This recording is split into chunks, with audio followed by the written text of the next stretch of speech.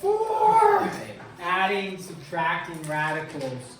So some of these rules actually are very similar to like when you multiply the same bases together, then you add the exponents. When you add, you have to have the same base and the same exponent. So like with radicals, if you can multiply the radicals, there's only one thing you have to have the same, and that is the index. Index, very good. When you multiply radicals. When you add radicals, you actually have to have the same index and the same radicand, which is the part underneath the radical. Let's just jump into some examples here. For 10.4, this is adding and subtracting radicals. Add, subtract radicals, and we'll jump into some examples. Let's do just a review. If I said square root of 5 times the square root of 2, I know that's not adding, subtracting, I just want to review. When you multiply the same radicals, I just asked this, and some of you said you have to have the same index, meaning a square root and a square root, those can be combined. So that would be the square root of 10, okay? But if you were to go like this on number 2 and say the square root of 5 plus the square root of 2, now the rules change, and the rule is same index, yes, but the same radicand. Meaning 5 and 2 are not the same. So this is not the square root of 7. 5 plus 2 being 7, not true. Okay? Meaning that can't be simplified anymore. So if that's what you had, you'd be done. Okay? Radicand is the 5, radicand is the 2. Index is the square root portion there. Okay? So they have to have two things. When you add and subtract, they have to have two things. Same index, same radicand. So if I gave you, though, the square root of 5 plus the square root of 5, now we have the same thing plus the same thing, okay? When we think about this, we can call it a coefficient, although coefficient is the number usually we refer to as the number in front of a variable, but we can think of it as the number in front of the radical. How many square roots of 5 do I have right here? 1. Yeah, 1 there, 1 here. How many total do I have? 2. So I have 2 square roots of 5 like that, and that would be your answer, 2 square root of 5. You do not say 2 square root of 10. You do not add the radicands. So that's a memorize that rule. So if I had 7 square root of 3 minus 4 square root of 3, same index. Same index. Yeah, what's the index? 2. Square root, right? What's the radicands? 3. So same index, same radicand. Can I combine? You bet. So what's 7? I have 7 square roots of 3 minus 4 square roots of 3. How many square roots of 3 do I have? 3 square roots of 3. Okay? So then let's jump up to this one. Square root of 8 plus 3 square root of 2 minus 4 square root of 2.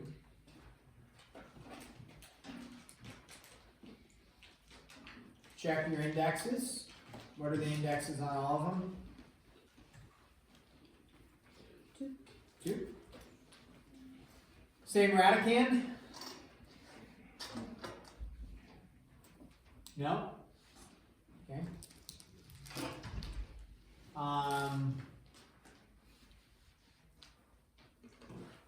So square root of 8, not the same radicand as 2. So 3 square root of 2 minus 4 square root of 2 gives you? Negative 1 square root of 2, which we just write as a negative square root of 2.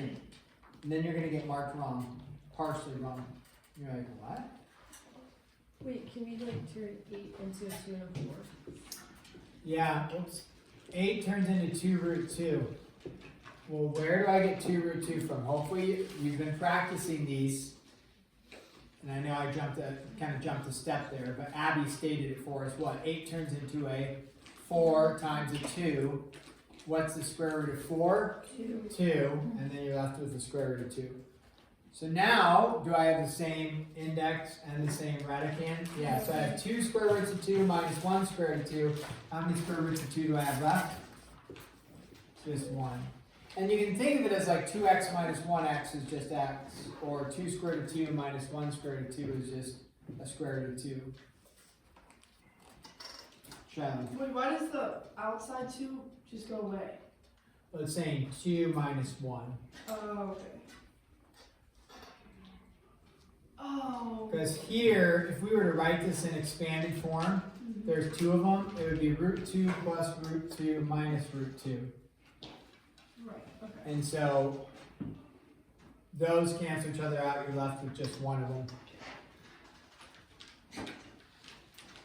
So then, what if you have, oh, let's do this one, challenge us a little bit.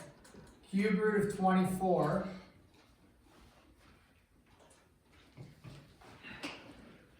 How is it? That sounded like a satisfying sip. Was it good? Yeah. Yeah, it was like, I could hear it kind of go down the gullet. It was like, and just coat the insides in nice, cold, and crisp. Too far. Acid, sugary substance. Yeah, good. So, 375. Okay. You're adding, subtracting. So you got to check 2 things. What are the 2 things you're going to check? Radicand and index. How are we doing on the index?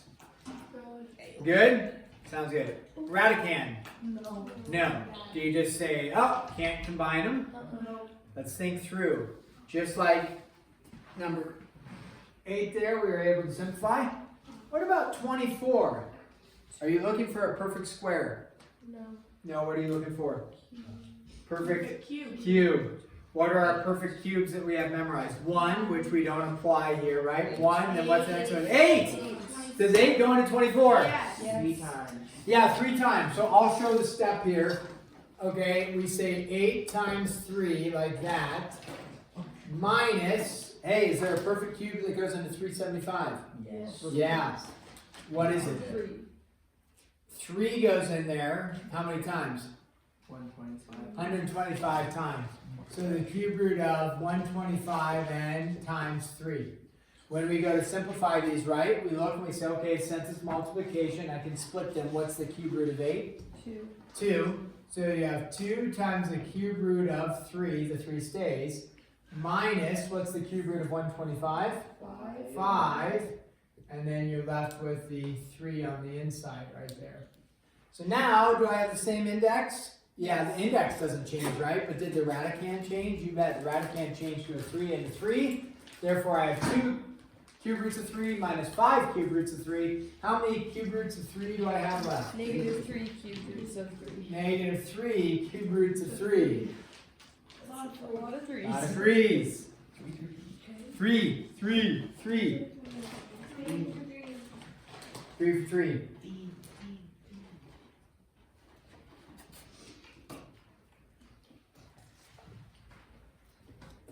Let's go with this.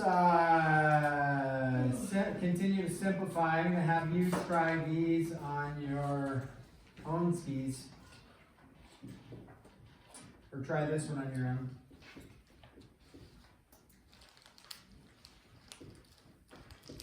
And check with your support team around you.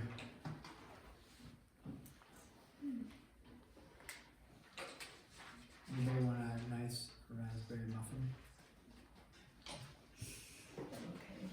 Excellent choice. It was frozen, so it's cold. It's very good. You just don't need it today. Not today. Do you want a fork to use your use? Okay, so go ahead and simplify that.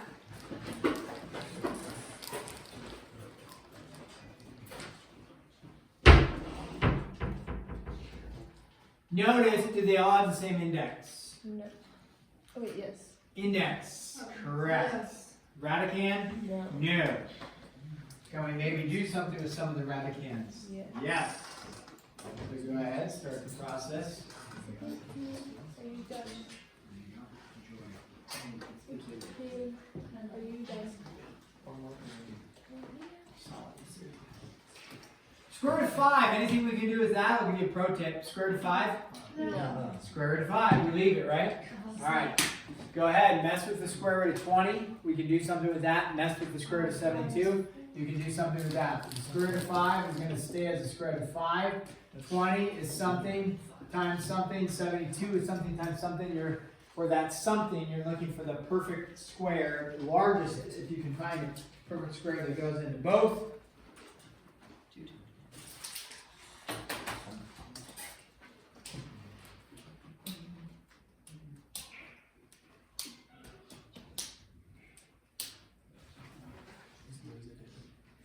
Alright, what's 20? 4 and 5. That one should be pretty, if we've been working, hopefully pretty easy. 72 is a little bit larger, so could prove a little bit more challenging. But Shiloh's got it. Okay, well, I did 36 times 2. That's amazing. I can do that? That's amazing. Well, yeah, why not? Okay. What's 36 times 2? Oh, well, 72. But, like, if there's, like, a bigger one that I do, should I just... Because I feel like it's an even number, I want to do 2 first, and then, like, go from there. Oh, divide it by 2? Yeah. Because it's, like, easier, and then... Yeah, that's fine. You can break it down. If it's, I usually try the perfect square, so I don't do 2 into it. But I would do, like, if you do 2 into 20, you're just going to get 10. Yeah. And then you can break the 10 into 2 and 5, and then you have a 2 into 2, which is 4. So that's fine to do. Yeah. I might try with 72. I might try. Oh, why don't I try 4 to go into both, or to go into it and see if that works. And then if that doesn't, try 16. But with practice, you'll start saying, oh, 72. What's the perfect square? 36, right? So these numbers keep kind of reoccurring. 20 reoccurs, right? There's only so many numbers that can test you or try you on for this stuff. So I mean, there's an unlimited amount, but not without a calculator for our purposes. Okay, so then we look. Square root of 5 stays plus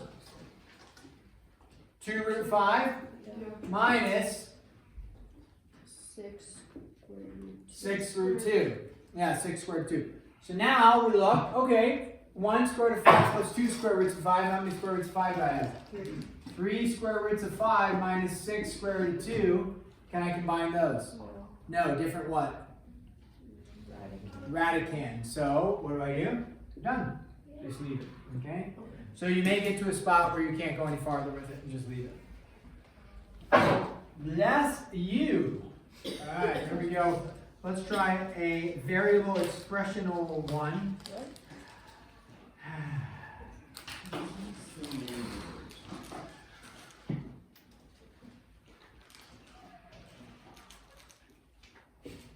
Four square root of x plus 3 square root of y minus 2 square root of x. Bless you. Again, all you're looking for is index and radicand. So it doesn't matter if it's a variable, you're still looking for the same thing. Indexes. Good? Bad? Good. Right? What about radicands? Bad. At least we're combining all of them, right? In terms of like, oh, they're not all going to go together. Are there any radicands that work together? Yes. Yeah, x, right? So 4 square root of x minus 2 square root of x gives me 2 square root of x plus 3 square root of y. And then you can't combine, so you leave it there. Oh. That's it. Cool beans. Cool beans. Yes, the beans are cool. Yes, they are. Where does that phrase come from? It's in, what's it called? Harvard. Cool beans. Maybe it came from like an old phrase, like when you're like, trying to eat beans and they're hot, and then when they cool down, Cool yay, cool beans, hooray! Like the 18th century. Yeah, I mean, Johnny gets really pumped when when the cereal or the steamer cools down, then he's like, yeah, it's the perfect temperature. So, cool steamer. Yeah, if it's really good. No, I always say like you're cool. Like, are you cold or something? Cool. That's so true. Like You're cool. Nobody's Yeah. ever said that to me. If someone He would not know.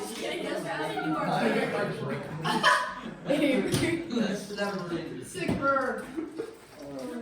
See, why do you say sick bird? Like Sick nobody's bird. burning their hands with sickness. No, maybe it's like, Sick look bird? at, maybe you got like, You're like bird. sick Like when you bird. burn someone, like you're not actually burning them. well, sick. Why is it sick? Avery, that's a sick bird. I you know mean, what? I've burned myself. No, I grew up with curling iron. Sick bird. Okay, well, let's look at this. Square root of x squared over square root of 16. Let's work with that individually. We recognize same index, but different radicands. We have x squared and x squared, but then we have the 16 and 9, so they're different radicands. But let's work with them individually.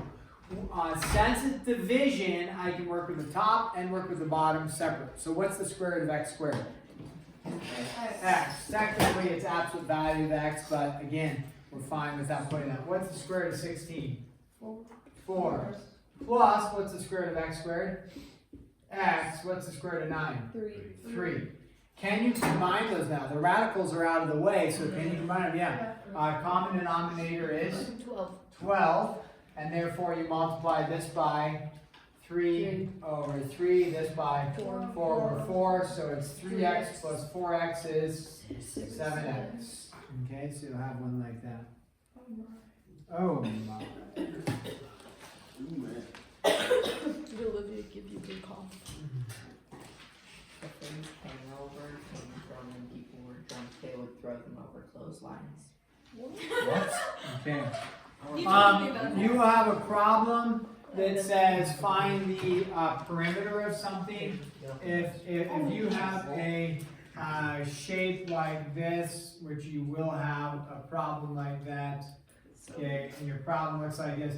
How do you find perimeter? I was just asking my neighbors, you know, they're in school, little kids, and they're like, learn about perimeter. I said, well, describe perimeter to me. Okay, well, perimeter is not length plus width, because that's only, well, it's never length plus width.